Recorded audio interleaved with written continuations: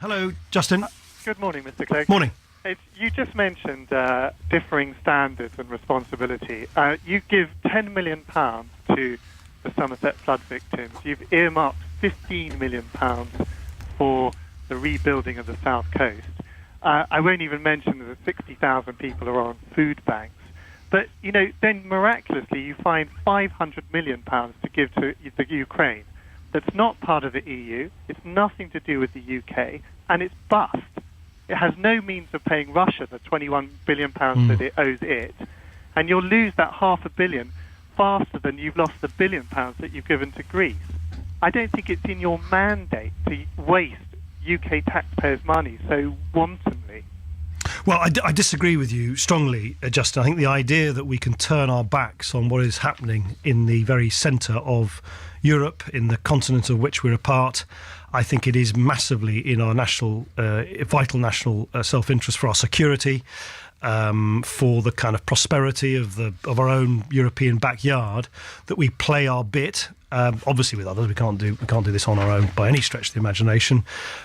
Internationally as well, in the IMF, in the European Union, to play our bit to try and both calm and stabilise the situation. Having millions and millions of increasingly impoverished Ukrainians living in a country of ever greater instability is not by any stretch of the imagination in Britain's interest, because it would have a direct knock-on effect on the kind of prosperity and stability of our European neighbourhood as a whole, upon which we of course depend, because we're part of that. So look, I totally. I mean, there's a different issue about whether you think that enough money is going to help those affected by the floods. Very happy to talk about that. I really would strongly, though, I think you and I are just going to have a very honest disagreement about that. The idea that in this modern world we can or should turn our backs on events which are taking place on our doorstep is something I strongly disagree with. Justin.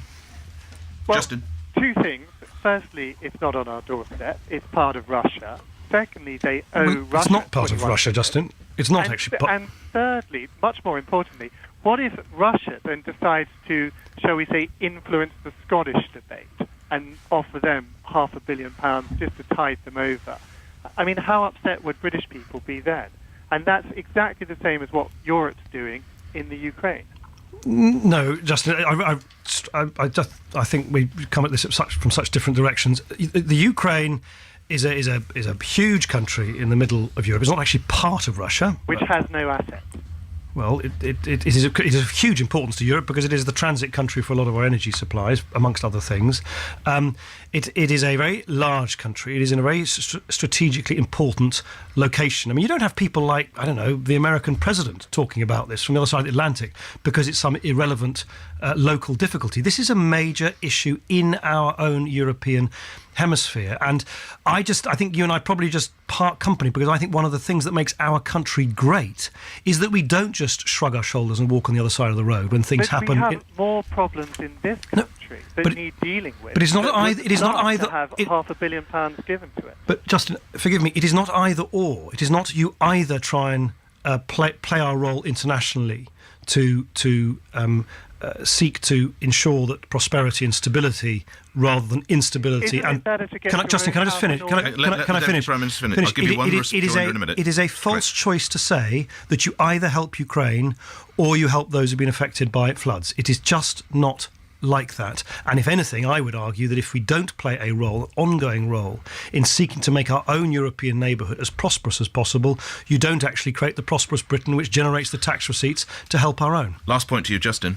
So you're making other people prosperous, but not the UK? No. I mean, Devon and Cornwall is losing £5 million a day because of the Dawlish line, and yet you're quite happy to pump £500 million into the Ukraine. Justin, forgive me, if you think that us giving a little less money to Ukraine is going to fix the broken railway line at Dawlish, then we really are not only just on different viewpoints, we're on different planets. It is a ludicrous suggestion to say that the assistance we're trying to give, or working with other countries to give to Ukraine, has a bearing on how quickly Network Rail can fix the broken rails in Dawlish. Is there an imbalance, though, the £10 million that's been offered to local businesses, Deputy Prime Minister, and the £500 million that's been found for Ukraine? Is there an imbalance there? Well, £10 million is not the sum total, of course, of the assistance that we've given. So we're offering every household that is sort of having to redo their homes after they've been affected by floods, £5,000 to put in better defences against floods. We've, of course, got this big debate about how much money we spend as a country as a whole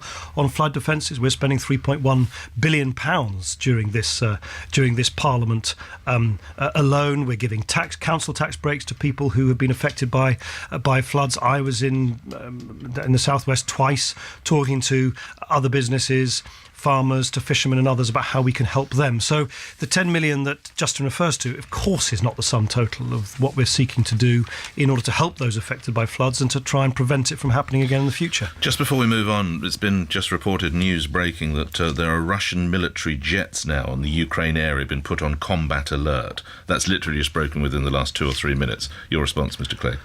Well, I obviously haven't seen it because I've been in here for the last 2 or 3 minutes, but these kind of developments are very worrying indeed. We all want to see the tensions, which are now running very high indeed, particularly in the Crimea and the eastern parts of Ukraine, subside. It's very important the new and interim government in Ukraine reaches out, does not seek to alienate any parts of the Ukrainian community, that there is calm in the dialogue between Ukraine and Russia, and that we in Europe... Not much calm if jets are on combat alert, though, lastly, Mr. Clegg. That's why it's so important the politicians seek to de-escalate the tensions and not in any way stoke them.